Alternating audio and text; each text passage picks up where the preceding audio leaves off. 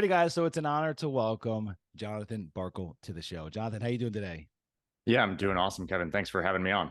I'm excited to have you here and excited to, we this show is a real estate investing show, a commercial real estate investing show. And so for the most part, the shows and the weekly shows typically consist of us interviewing or me interviewing other owners, operators of different types of real estate, whether it be, parking lots, industrial, retail, multifamily, what have you. The list goes on and on. But today we're going to approach it from a different angle, and as everyone knows that's listening in here, we absolutely love the parking industry. We've always considered ourselves contrarian investors. Started buying mobile home parks back before they were the sexy asset class. And the same thing goes with parking. We started buying parking a number of years ago, and it's a very fragmented industry.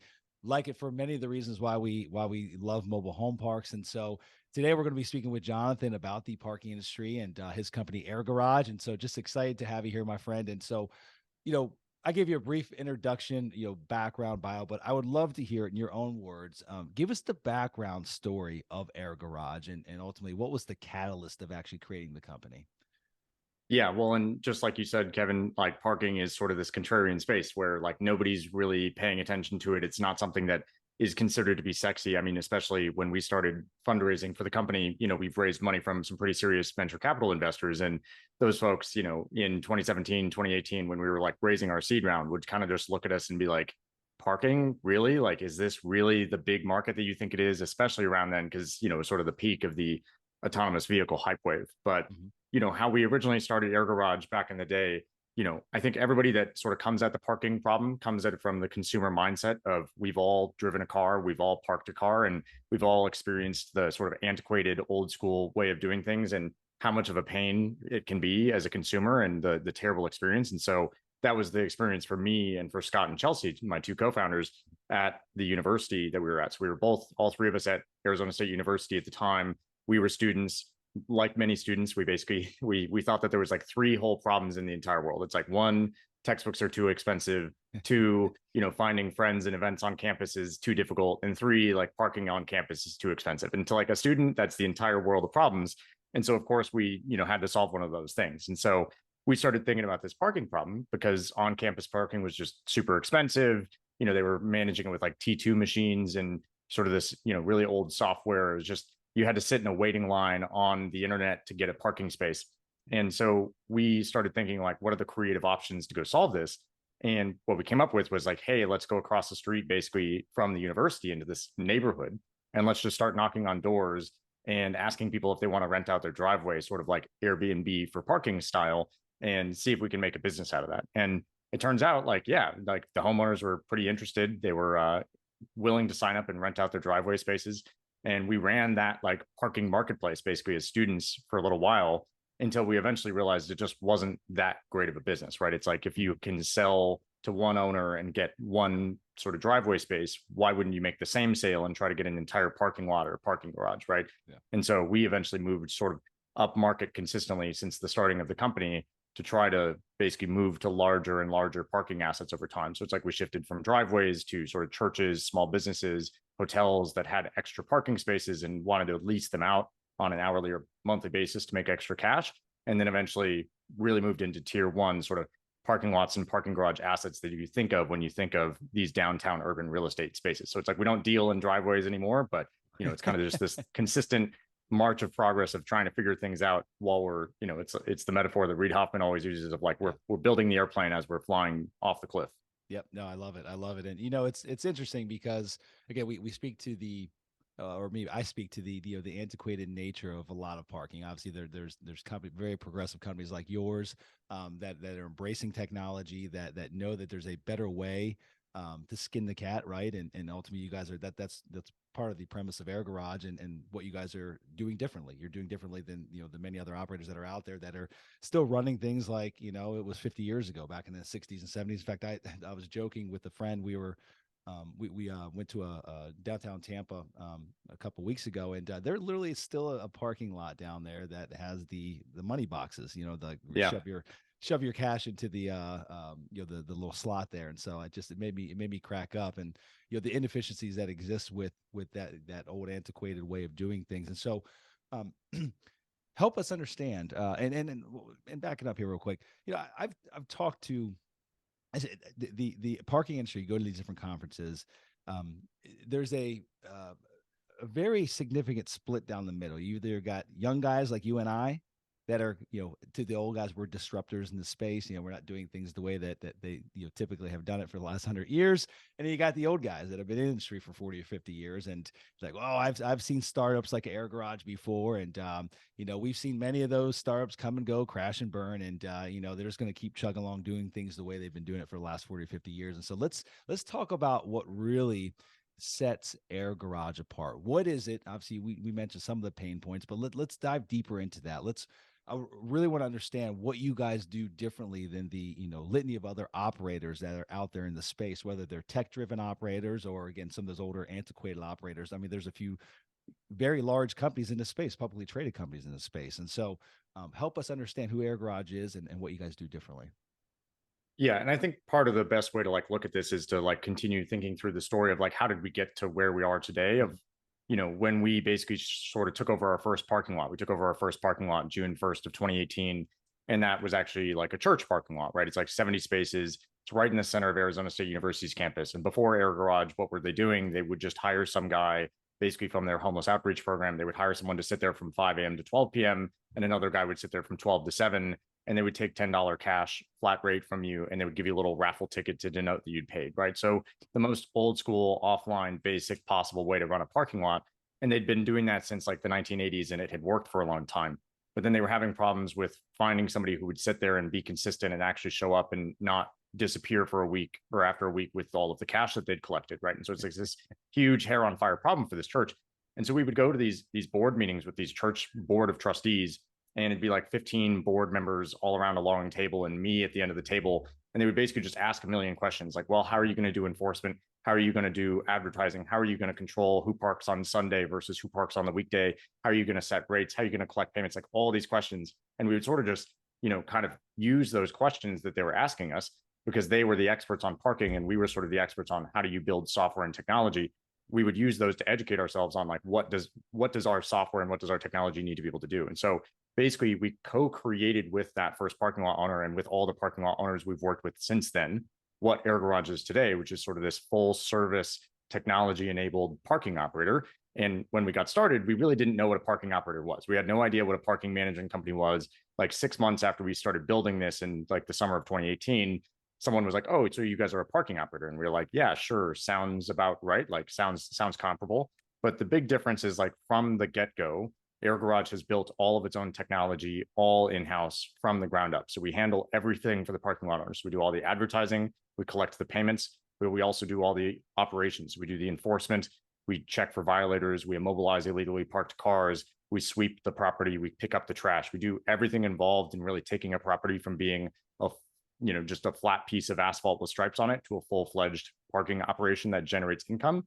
And we do it using our own proprietary technology that we've built from the ground up to do that. And so the big difference for AirGarage is that we're one of the only companies, if not the only company, that is both a parking management company and the software technology company sitting under the same roof versus most people in the industry. It's like they're either a parking operator and a parking management company, and then they buy technology from third-party vendors, or they're a technology company that sells to those parking operators. And so we basically have looked at the industry and said, if you look at the parking industry today versus the parking industry 20, 25 years ago, despite all the technology that has proliferated in every other part of the economy, there really hasn't been a huge change in parking. And there's not for want of trying, like people have been trying, but the problem is it's all these sort of software technology entrepreneurs trying to sell software and technology to layer on top of the existing parking operator and parking management companies rather than what we're doing, which is sort of deciding that can't actually change the industry because you're selling technology to companies that fundamentally aren't run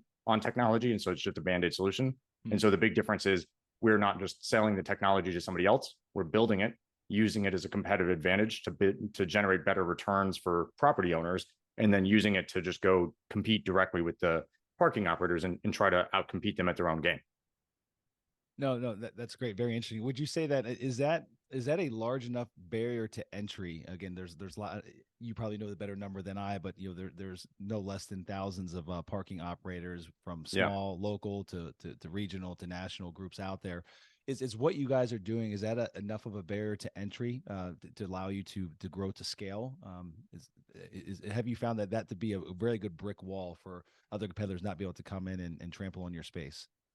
Yeah, I think it's really interesting to look at the market just because obviously larger companies are trying to like build technology as well. If you look at like SP Plus, they're always talking in their sort of investor relations updates, about the Sphere technology that they're building.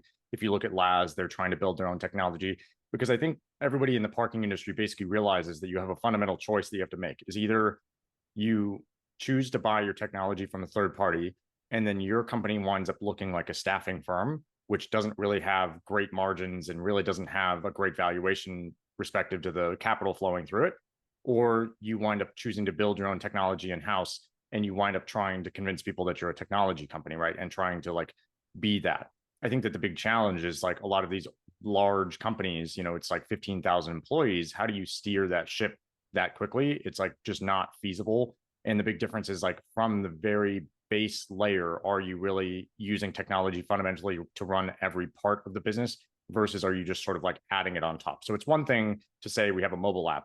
It's like a different thing for it to be that like our engineering team has automated every back end process of how money is distributed within the company. So we don't need, 50 accountants just to pay owners every month because all of that is happening automatically through software engineering and coding that has happened, right?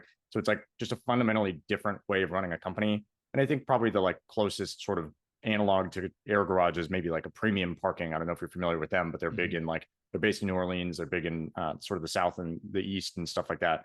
And they were sort of like the most technology forward company of the old school parking operators, right? But even them, with all of the technology that they've built, they're still sort of outsourcing that technology development to a third party, and they don't plan to ever insource it, as far as I've heard from them in conversations that we've had. And so it's sort of just a fundamentally different mindset, is like coming at it from a technology company that's willing to do the operations versus an operator that's trying to adapt and bring in technology for the first time. Yeah. So I mean, just it sounds like all the all the items that you guys have decided to vertically integrate and kind of build from scratch from the ground up instead of utilizing third party resources and services has allowed you to create these efficiencies. And so is it safe to say, again, there's just a large number of different operators out there, small, local, regional, national scale. We talked about SP Plus and LAS. Is it safe to say that those efficiencies that you're speaking to that AirGarage has created, or the technologies that create the efficiencies that AirGarage has created, that the majority of the time, whoever's currently managing that lot, that ultimately you guys will be able to help that lot owner, that parking garage or lot owner, drive more top line, or I guess NOI, top line revenue, but ultimately down to the bottom line. Bottom line is what's important, what the owner's actually putting in their pocket. Is it safe to say that your technology allows that efficiency to translate into more money in the owner's pocket most of the time?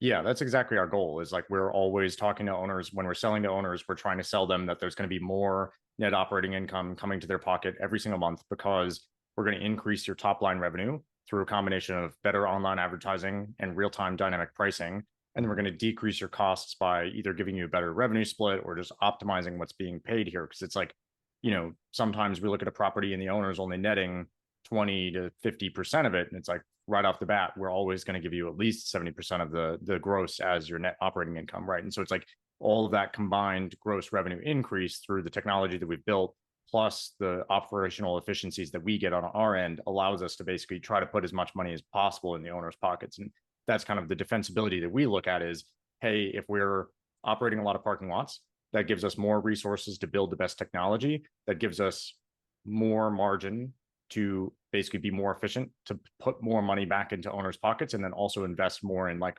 our own growth. And that sort of flywheel feeds back into itself. The more money that we can put in owners' pockets, the better. And so that's always like our top of mind mindset, is how do we put as much money in the owners' pockets as possible. Today, how many? I think you'd mentioned over 200 lots that you currently manage. And how many markets are we talking? How spread out are you guys at this point in time? Yeah, we're really all over the place. So I think we operate in like 35 different states. We have like concentrations in certain metro areas and stuff like that, but we're pretty present across the entire country. So anywhere and everywhere. Our operations team doesn't love me for this, but I've always been a proponent of, if we can get a property, it doesn't matter where it is, we'll take it. So we operate in small town West Virginia and places with like sub 15,000 population. And then we also operate in obviously the largest metros in the United States. Help me understand that, just from a, from a company operation standpoint of, taking that shotgun approach across the, litany, probably hundreds or thousands of markets, right? We're talking about primary, secondary, tertiary markets, in throughout 50 states. Taking that shotgun approach and being able to grow at scale and grow efficiently, then taking the more rifle approach. How do you guys, are you able to achieve that? Again, from an efficiency level. Yeah, well, and it's what maybe makes it even more impressive if I was looking at our company from the outside is that we only have 5 full-time operations team members Mm. at the company operating 200 plus locations across 30 plus states. And a traditional parking company would potentially have 5 operations team members for every market or Yep. for even every property, right? It's kind of a hugely different, and that's where the technology allows us to have a lot more leverage. Is it's sort of this flywheel on the talent side. Is like if you can build the best technology, that means that your operations team doesn't have to spend their time day to day just doing the rote, like day to day, making sure that things are running, because that stuff is all automated, which is what it should be in the year 2023. Is the payment collection, the enforcement, all of that should be happening in the background so your operations team can focus on the bigger, higher picture questions like, hey, how do we drive more revenue for this owner? What enterprise partners can we get in here? Are we setting the right rates here? Are we running the right dynamic pricing experiments? And so if your operations team can focus on those things and you can put more properties under each operations team member, you can hire better talent there so that you get even more talent leverage. And it's sort of this flywheel versus a traditional operator. Their operations team members that are on the ground in each market, they're going to be like relatively low wage, folks. And those folks are like being handed technology that maybe they do or do not understand. So then they're just spending all their time trying to figure that out. And they're trying to figure out like how to diagnose it when it breaks, because it's not even their own technology. They're trying to call the vendor to get to somebody to show up, and they have to wait 6 to 8 weeks for a gate arm to even get replaced or things like that. Yeah. So it just becomes this negative flywheel in like against them of technology plus the talent, and for us it becomes this positive flywheel. And so that's sort of what enables us. And then it's like obviously the software as well is what enables us to operate in these locations, right? Because a big part of being a parking operator is making sure that you're enforcing. That's one of the biggest differences Yeah. between a parking operator and just a parking app. And so we have to be able to make sure that we can scan and validate license plates and make sure that people have paid in places like Charleston, West Virginia, which is not a very big town, and we have to figure that out across the nation, and all of that is part of it. Let's talk about. I mean, how do you manage that? Again, being scattered across the entire country, how do you manage the enforcement? I mean, do you truly have boots in the ground at each of these respective locations, even if maybe it's only one lot that you're managing in Charleston, West Virginia? Yeah, 100%. We have boots on the ground in every market that we operate in. And that's the big differentiator between AirGarage and, like I said, just a payment app. Because you could sign up for, one of the big apps like Pay by Phone or Spot Hero or ParkWiz or Park Mobile or whatever it happens to be. If you own a piece of real estate, you could sign up for that and like collect payments through it. But then, like, who pays, who doesn't is entirely up to you to determine. And so AirGarage, yeah, one of the big things is we call it internally, we call it the Space Force. And so they're our boots on the ground team that goes through and they use their phone to scan individual license plates using their phone to validate if they've paid or if they've not paid. They will issue violation notices. They will immobilize vehicles in certain cases, depending on the policy. They'll also call for tow trucks. And then, on top of that, we also have license plate reading cameras that we'll use to sort of supplement that. So it's sort of a boots on the ground plus best in class technology. That's what enables us to operate across the country like this and recruit those folks. Part of the reason we can recruit those folks to do this is because we've built great software where it's like everything is just so well interconnected between our payment system, the backend database, and then the enforcement side of things, that all they have to do is pull out their phone, download a very basic app, scan the license plate using a photo, and it'll tell them immediately, did this person pay or did this person not pay? And what's the appropriate action? They don't really have to do any thinking or any decision making because it's all based on the software policy and the rules that we've set in place on the back end for them, which makes it even easier to recruit people in each new market. Interesting. Is there a certain scale that you find that you have to have in a certain market, a certain number of spaces or certain number of, amount of top line revenue to justify going into that marketplace? Or, hey, Charleston, West Virginia, there's a 20 lot surface parking lot that's, we've got an opportunity here. We can take over. Is that enough to get you guys into a new market, or is there a certain scale you need? Yeah, it's it depends who you ask. Our head of operations likes to like try to put in more rules and things like this because it makes their lives a lot easier. I personally am an advocate that like we can take over a parking lot pretty much anywhere, regardless of the density, and we'll make it work and we'll figure it out and we'll make the economics make sense. We sort of have a general rule of thumb for our sales team that they sort of look for. If we're going to enter a new market, we want to find a parking lot that's doing like at least $10,000 a month in gross volume, just to like support the enforcement operations and like get things off the ground. But if we find the right opportunity and we find a property that we're excited about, we'll take things that are smaller than that. So, I mean, for example, in Charleston, West Virginia, our lot there definitely doesn't do that much as far as I'm aware, but it's like, you know, it's been there for a few years and it does enough business that it self-sustains and makes it happen. And it's actually funny, you know, people often ask me like, oh, are you going to be able to enforce in all these big cities across the country? Are you guys really going to be able to manage this with only this small of a team? Like, can you make this happen? And funny enough, the like local newspaper in Charleston has just been writing hit pieces about AirGarage because people are so upset that like the parking lot downtown is actually being enforced regularly because the old operator just wasn't enforcing it very consistently because they're a big national company. They couldn't care less about this little lot. And, you know, they basically had left it to the wayside. And so people got used to parking there and not paying. And so it's like, whenever anybody asks, can you really enforce across the nation as such a small company and with so many locations and with so few operations team members, I always just point them to that article. I'm like, look, if we can make this happen in Charleston, West Virginia, we can make this happen in your major metro area too. Yeah, no. Let's expand on that conversation of enforcement and speaking to LPR, which is license plate recognition technology, and you know is there any threat or any fear and I don't know. Correct me if I'm wrong. Is my understanding, and it might change from state to state, municipality to municipality, but like there's not necessarily full enforcement that can be done. If someone tries to steal parking, they don't pay, they keep the car longer than what they paid for, they try to leave without paying, what have you, ultimately you guys can fine them, right? The enforcement is either you can leave them a fine, if they choose not to comply, you can tow their vehicle, whatever it might be. But as far as the fines go, how enforceable is that really? Is there any liens that can be placed? I mean, what can be done to truly enforce those fines across the board? Yeah, it's a good question. And I think that, you know, I'll sort of explain our like enforcement policy or like philosophy broadly. And like the thing that I'll start with is like, really, we don't want to have to ticket or mobilize or tow your Yeah. car, right? And I think that that mindset is very different than a lot of parking operators where some of them are sort of skeezy and they make their money by doing the enforcement. They make their money by like not really caring if the machine is broken because then they're going to make more money ticketing or towing or mobilizing your vehicle, right?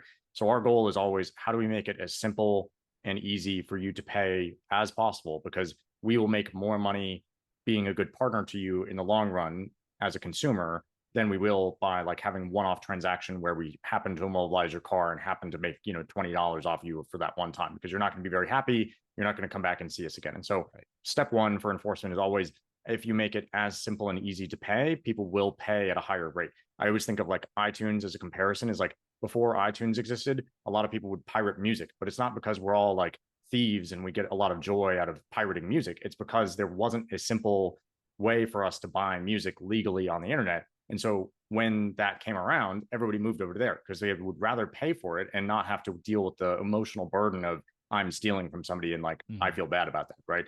So that's always first step.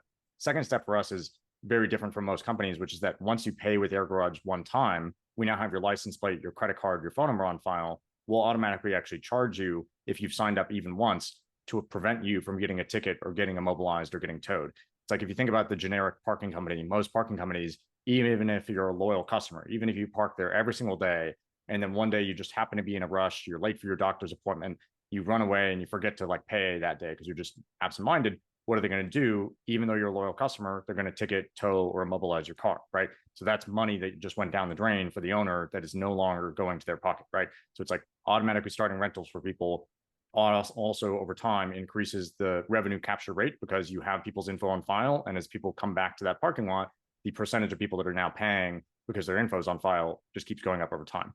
Then after that, we start to issue violations. So if you've parked and you've never paid with us and we don't know who you are, we're going to issue you a violation notice. That is not typically enforceable in the sense that like we can't like say, hey, this is a city or a municipality going after you for this, but depending on the state, we can mail it to you on the back end, and we can send it to you and say, hey, this is going to get sent to collections if you don't, basically pay this ticket. And like, we really don't want to have to do this, right? This is not what we're all about. We're not trying to do that sort of thing, but it's one way to recapture some sort of revenue from that. So sending tickets to people in the mail is definitely an option. What we prefer to go to is actually immobilization is our preferred method, because obviously it catches the driver in the spot. They can't move their car. They need to pay the fine in order to get their car back. Now we have their information on file. So we've caught their information as part of this process, so that then if they get caught again in one of our future parking locations in a future moment, then we can automatically charge them. And then worst case is like, we could tow you. We really try to avoid this because we don't want to have to deal with that. You don't want to have to deal with that. It's a terrible consumer experience. And it's one of the only parts of the enforcement experience that we don't really control, because we don't want to spin up a tow company every single market. We control the rest of the enforcement experience and can try to make it a 10-star experience, even though it still sucks that you're getting immobilized. We can try to make it better for you. So you can self-release, so you can pay online, so you can make it as quick and painless as possible, even if it's a crappy experience. But, there's different levels that you can sort of go to depending on how ruthless you are as a company, and depending on what you think the marginal value of that extra dollar that you're capturing is versus like the brand image of like, oh, do we want to be seen as sort of like a little bit evil in 1984-ish? Yeah, that and potential pitchforks coming to your home or your office. Right. Yeah, no, that's all great. I appreciate that. And, just again, speaking to what you guys do differently, I want to better understand just the growth of the company and how you guys do what you do, because I think it's very special. And so let's stay on the topic of Charleston, West Virginia. And when you guys get an opportunity in a market like this, I think you mentioned there's one lot that you currently manage in Charleston, West Virginia. Obviously, you don't have local market expertise. You haven't spent 5 years in that marketplace running parking operations. You don't have that. What most would say is that local intel. And so how do you even, I guess, initially go about preparing a pro forma, again, when you don't have any of that local market intel? Yeah, and it is pretty interesting, because one of the things we're always trying to do is prepare these pro formas for owners and prepare basically financial projections of what we think we can do. And I think the thing that we always stick to is basically the mindset that like, we can control what we can control, and we cannot control what others are doing. And so when we're making bids, although it would be very tempting to just figure out what the other parking operators are offering and try to undercut them a little bit, it's like, instead we're going in and just saying, look, this is our best offer. This is what we know we can do. This is what we know is sustainable, based on the average transaction value that you're maybe seeing in your parking lot, based on any historical financials that you're able to provide us with from the top line perspective, and based on any information that we can pull online, because we also do a lot of extensive data analysis and data science up front on our end before we target properties, where we're looking at, hey, what is this property's sort of genotype, if you will, where we're looking at, hey, what is it near? Is it near a stadium? Is it near office buildings? Is it near this or that? And like, then we'll create a weighted profile of it, where we say it's 29% office traffic, and it's 31%, residential traffic. And it's like,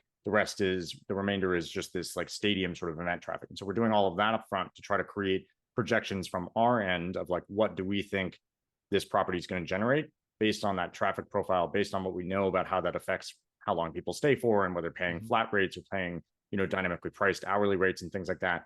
And all of that then flows into that pro forma that we're putting together for the owner as well. And at the end of the day, sometimes maybe we're off on our pro forma, but we're generally seeing, some pretty wide variances like in our favor, in the sense that like, we'll come into a property and, we look at their pro forma after we've signed a deal with them, and they were netting 30% because they were paying for a full-time attendant. And this is the case in, I think, this parking lot that we're talking about here specifically.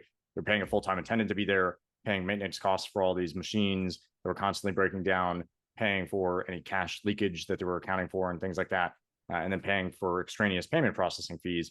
All of that was coming out of their gross revenue, and that was resulting in them taking home about 30% of the total gross volume. Wow. And our sort of standard starting deal that we make for owners is, we'll give you 70% on a revenue share, and out of our 30%, we'll cover all the expenses. So it's like, already we've 2.5x more or less what they were taking home on a percentage basis. So it's like, without even looking at their P&L, we came out way ahead, just because, we're being honest and offering a fair deal and not trying to, sort of squeeze them for all they're worth. Who's your typical client? The owner of the parking assets. Are these just local mom and pop operators? Or the institutions? Are they somewhere in the middle? Yeah, I would say we grew a lot in the last few years on working with mom and pops because Okay. they're the ones that can move the fastest and need the least proof points, you know, and like as an Mhm. early stage, newly started company in 2019, 2020, when we were really just getting off the ground with operating these locations, there's a lot of mom and pops. So it's like, you know, we took over a parking lot in Omaha. It's owned by like four cousins who all live in New York City, have barely ever seen the parking lot. They don't really care about it. They just want to know that it's being taken care of every single day. They want to know that the, you know, money is being maximized. They want to know that it's being a good representative of their family within the community. But besides that, they're never in town. They're never really thinking about it, all that sort of stuff. So a lot of those types of owners where it's like they're family owners, they're maybe not sophisticated real estate investors, or maybe they are. And now we're starting to sell more to like the sophisticated commercial real estate owners where they own an asset that does $200,000 a month or something like that. And they really care about every single nickel and every single dime. And like that's obviously very Mhm. important for them to have really solid reporting and know that the dynamic pricing algorithms are doing as much as they possibly can to boost their income. Yeah, yeah. I would love, I love case studies. I love actually getting. And we've been talking about this, the Charleston, West Virginia, but maybe there's another case study like to share, just again to really showcase, what it is you guys do and how good you are at it. And so, do you have another maybe a deal that you can share that the pertinent details of what it looked like before Air Garage came into the picture, what it looks like today, and kind of what that value add looks like by bringing you guys on board? Yeah, and I think there's sort of two ways we could go with this. There's sort of like deals that we've looked at where it's like we're significantly increasing the NOI for this owner, and so like that's really exciting from an air garage perspective. There's also sort of like the deals where we're just like seeing something that someone's buying and taking it over for the first time, and like that's an interesting deal from a perspective of if I was a real estate investor listening to this, trying to get excited about where am I going to find a niche for myself in the parking market. There's those types of deals. Do you want to focus on ones where it's like, hey, Air Garage really increased the NOI first, or you want to focus on ones where it's like, where's the wiggle room in the parking market for me to make money as an investor? That's a great question, and I appreciate you bringing that up. I think the latter of the two. I mean, because ultimately, I think that's more applicable to those that are tuning in and listening today. Yeah, So, yeah, and to be fair, they both are applicable in the sense that Air Garage can help people identify properties that are underperforming relative to what they should be making and things like that. But usually, if we're doing that, we're like calling the owner and saying like, hey, you should be making a lot more money on this property. Versus some of these other case studies that we can talk through is like somebody identified a niche in a market, an opportunity in a market, and they purchased that property, and now they're doing very well for themselves because they knew something that other people didn't, and that's what most real estate is sort of built on, right? mhm. So I think one that we can talk through is pretty interesting and very impressive. Like I talked to these owners and I think it's really pretty cool what they've done in the sense that they saw an opportunity that was sitting right in front of tons of other people's spaces, right? Because it's like a really busy area. This is a parking lot that's like near a beach. And so it's sort of like down in the Gulf Coast region. And it originally actually was not a parking lot. It was basically, it was a service station and they purchased it and sort of tore down the service station and more or less turned it into like a money printing machine, which is pretty cool. Uh, and so they bought it probably 5 or 6 years ago. And this is not a professional real estate group, just to be clear. It's like a mom and pop, like maybe like a husband and wife team.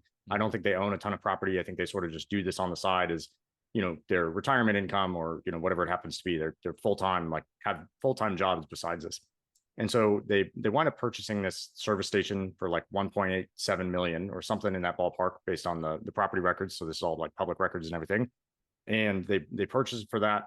They put in a little bit of money to like tear out the old structure. They lay down like gravel. They get permits from the city. So they really didn't do anything crazy. It's not like they went and they like built a massive concrete multi-story parking garage. They really just laid down gravel, got permits from the local city, and then they came in. They hired Air Garage to actually run it day to day for them, pretty much right off the bat. So we handle everything. So they don't think about this a lot day to day. They don't even live in the area. We collect all the payments. We do all the enforcement. We do everything. And if you look at in 2021, their gross revenue was basically $342,000 Wow. of parking revenue of just people going to the beach. You show up, you pay $20 flat rate or whatever it happens to be, and you go to the beach and it's like high turnover, very busy during like spring break season, very busy on weekends. And so we paid basically the owner like 80% of that right off the top. So they got $274,000 Mhm. and we covered all the operating costs out of our portion. And then so if you just subtract out their property tax, which is a little less than $14,000, they basically took home net operating income of like $260,000 more or less, which is 13.92% cap rate on their 2017 purchase price. So it turned out pretty Yeah, okay for that was them a good deal. considering, yeah, considering they, really just identified a property that was sitting empty and dilapidated, and that everyone else was probably looking at and saying, this is a gas station or a service station or whatever it happened to be before. What am I going to do with this? Like, wasn't really very obvious. And obviously, this is a pretty busy area, so it's like maybe easy to see the demand in an area like this, where it's like obviously a lot of people are going to the beach. There's parking lots all around here, so it's maybe easier to see than some other opportunities. But still, nobody else ever thought, "Hey, I can tear this Yeah. down and turn it into a parking lot and make 13.92% on this parking lot." Did they get AirGarage involved, during kind of their due diligence to determine, what this might be able to do if they knock down the service station, or were you guys brought in after the fact? Yeah, it's a good question. They brought us in after they had purchased it, but we helped them basically get their permits and everything like that. So Okay. we weren't involved in the due diligence of them actually purchasing the property, but we have done that with a lot of other owners where we're basically submitting, hey, this is sort of pro forma of like what our algorithms would suggest you would make off of this. And I would say that their income is pretty in line with what we would have projected it to be. If anything, it's like even a little bit better than what we would have projected. But still, if we had projected like a 10% return on their investment, they're getting more like a 14% return on their investment every year. So like, it's working out. Yeah, no, that's fantastic. I appreciate you sharing that. No, that's economically a beautiful deal. It sounds like Yeah, it sounds like it's a prime piece of real estate as well. right. So, So future development opportunity for sure. And I think yeah. that like really the specific opportunity that they found is like looking for things that could be selling parking in areas that are traditionally or in an area that's traditionally busy, and just like Mhm. converting something to parking, which you wouldn't really think is like much of an opportunity these days, right? Because like a lot of parking is getting redeveloped at this That's point, right. but they sort of saw the opposite trend and opportunity, and now they're going to hold this piece of real estate until someday they want to develop it into something even bigger and better. Would you say that there would be, typically there might be a challenge with municipalities, allowing that to happen, for the remainder of it to be converted, torn down and converted into parking? I guess it's interesting. It's kind of like mobile home parks, right? Like it's the whole NIMBY syndrome, like not in my backyard. Just for whatever reason, mobile home parks kind of get lumped in the bad bucket. And there's obviously bad communities out there, but there's also some really gorgeous, amazing communities. But unfortunately, we kind of get dumped in the bad bucket. And it seems like parking, to a lot of municipalities, it's kind of the same thing. All they think of is like maybe an old, dilapidated, parking garage or parking structure that hasn't been maintained. It's got a lot of deferred maintenance, or it might be an unsightly surface lot that's got, just gravel and it's got potholes in it. And it's always been to them, maybe a potential eyesore. And so, do you find do you find that there's friction with that business plan that we just spoke to? Again, taking the service station, knocking it down, and expanding the parking in this beach area. Um, do you find that there would be a lot of friction typically in that scenario? Yeah, so of course it depends on the city, but I think what has surprised me is that most cities are pretty attuned to the parking problem that they have. Mhm. And unless they're in like a really core downtown area where they've sort of slated and said this, we want this to be developed, we want skyscrapers and apartments and offices to be going here, unless they're in that sort of prime area, what I've seen is most of these cities are like, they understand that there's a need for more parking in the area, right? So, this Florida lot is a good example. It's in a busy enough area. There's a lot of parking lots around it, so it really wasn't too big of a deal to get a permit for it to be running as a parking lot. And then another example that comes to mind is, we've got a location that's like it's a restaurant, and they, are right on a town square in sort of a popular smaller town in California, and basically wanted to open up their restaurant parking because people were already parking there illegally and they didn't have a way to control it. And so they were like, we might as well just let people pay, at least give them a positive outlet to like generate revenue for us, and then also get some sort of enforcement from AirGarage. And so they did that. And it's sort of like one of the first paid parking lots that's not a street meter in this town. And so, of course, there was some pushback for it. But from what we've seen and been really grateful for is that the city government, the town government, even though there's people complaining, they've been totally reasonable about it. They're like, we know that there's a problem in this area. We know that we need more parking in this downtown area. So we actually really appreciate that you guys have opened this up and made it available to the public. Now there's been a conversation about like, are you allowed to issue tickets in our town or not? Because like it doesn't say you can in the city code, which usually doesn't mean it's illegal, but they've sort of been of the mindset of like, people are complaining about this, so just don't issue tickets. And we're like, look, we'd rather do that because then we don't have to tow people. But it's a sort of interesting sort of bridging some of those little Yeah. rough edges. But for the most part, I would say cities that I've talked to or that we've talked to as a company have been more amenable to the parking problem and more knowledgeable about how much of a pain it causes for the residents than I had expected them to be. Yeah, yeah. No, one of the biggest challenges that I found from a real estate investment standpoint of seeking out parking opportunities, I would say, and I would love your input on this is, and I know you guys kind of you guys are wearing a different hat than maybe us looking through the eyes of from an investment perspective.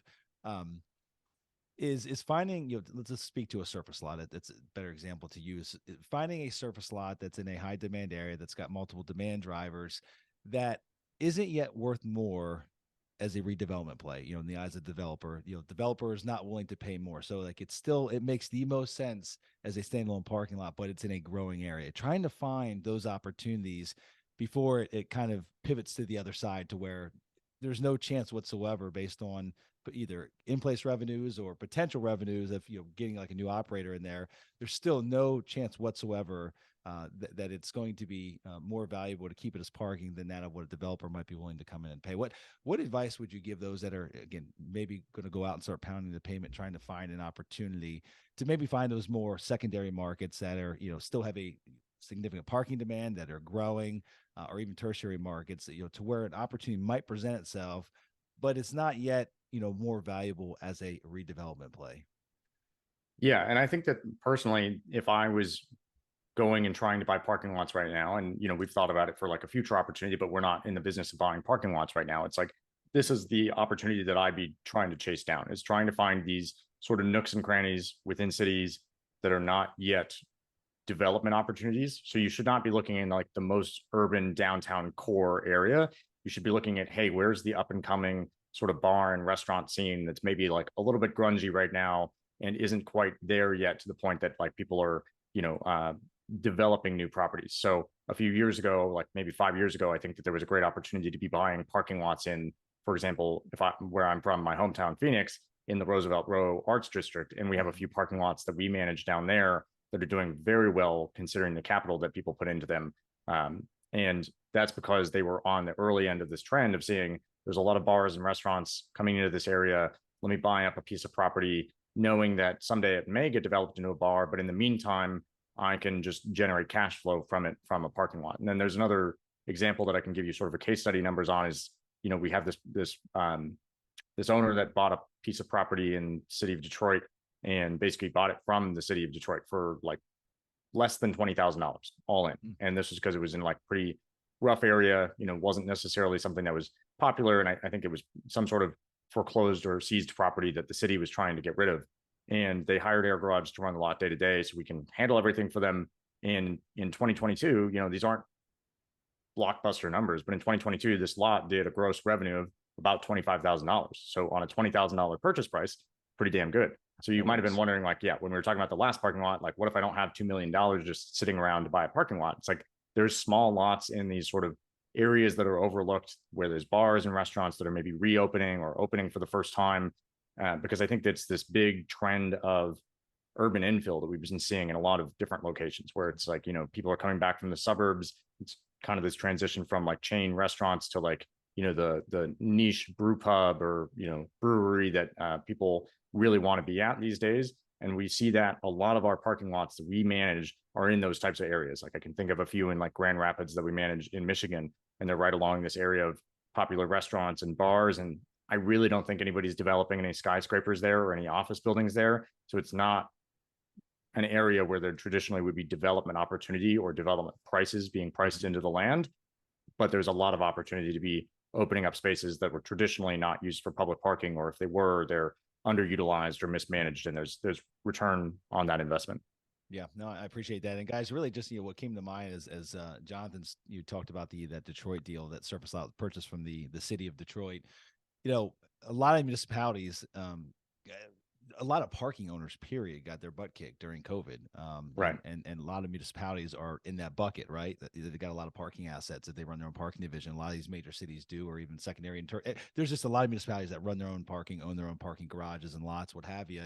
And they lost a lot of tax revenue. They lost a lot of revenue during that period of time. And there could be an opportunity there to see if you can maybe get a few distressed assets off their books and help them generate some revenue. So I don't know if, if you've heard of anyone going down that road, but it seems as though there's got to be a number of municipalities and cities that really could use some additional revenue, might be willing to sell some assets. So don't know what the story was behind the Detroit lot, but obviously it was city owned and they sold it. So that happens, on a regular basis. Not sure, but it definitely happens. Any thoughts there? Yeah, I think it's pretty interesting. The challenge there is definitely the fact that like city governments, when they think about parking, they think of it more of like a public service rather than a revenue driving opportunity. So it's almost interesting in that their revenue being down for COVID, they're like, oh no, oh well, sort of thing. Because interestingly, they don't really depend on that revenue for their operations in a lot of cases anyway. It definitely depends on the municipality, but what we've seen is a lot more city governments in the last few years not wanting to be involved in the parking space, and so like we've actually taken over a few small municipalities parking operations, especially in these like smaller towns where it's like, they don't have the economies of scale. They don't really have the city budget to be running a parking operation or a parking operator on their own. And so they're just like, hey, let's just, finally outsource this to somebody else because it's not what our city government should be specializing in. Is there an opportunity for AirGarage? And we're going to wrap it up here. I want to be respectful of your time here, Jonathon. But is there an opportunity for AirGarage? I mean, to expand. I mean, doing what you're doing is obviously working incredibly well. But have you guys considered any acquisitions of existing operators or operations companies and expanding in that manner? Yeah, it's something that we're thinking about a lot for the future. Is we've Okay. sort of spent the last few years really getting our foundation under ourselves, and the way I think about it is, the last few years was, hey, how do we build technology and software that can do all the things that these old school companies can do, really go toe to toe with them. And the image that we always talk about internally is, the Indiana Jones scene where he's trying to swap the bag of sand for the golden skull off the pedestal. It's like trying to do that swap and not have the owners notice, right? Because at the end of the day, an owner doesn't care what technology you're using. They care, are you going to operate my lot effectively and make me the most money? And so that's our goal, is make that swap where it's like, now we're using that technology foundation and we're operating your lot at better than or equivalent to these old school companies. So we can achieve that. We've achieved that now. And now that we have that foundation, how do we add the really interesting things on top of that, like real-time dynamic pricing and license plate reading systems that increase efficiency and enforcement and compliance rates? And then on top of that, as a company, we've started thinking about, hey, there's a lot of these sort of mom and pop operators out there, sort of this big trend that there's a lot of baby boomers that own businesses in general, not just parking companies, that are going to retire in the next 5 or 10 years. And there's probably an opportunity for us to, go acquire some of those and potentially roll them up and improve on the margins of what they're making right now. Yeah, no, I agree. And Jonathon, it's been a lot of fun having you. I appreciate you coming on the show. For those that want to learn, more about your company, read about you, just again, maybe even reach out to you if they've got an opportunity to discuss. Where's the best place to track you down? Yeah, I think the best place is either from our website. So if you go to airgarage.com, AIRGARAGE.com, we'll have lots of info about, how we can manage properties for you. And then also I'm on Twitter at Jonathon Barkl. Last name is Barkl. If you want to look me up and hit me up and send me a DM, and would love to talk parking with any of you. Awesome. Good deal. Well, Jonathon, thanks for coming on the show. And it's been a pleasure having you and talking to you about parking. So, best of wishes to the growth at AirGarage, and looking forward to staying in touch. Great. Thanks so much for having me. Alrighty, guys, that's all we have for this week's show. So until we talk again next week, this is your host, Kevin Buck, wishing you huge success. Take care now.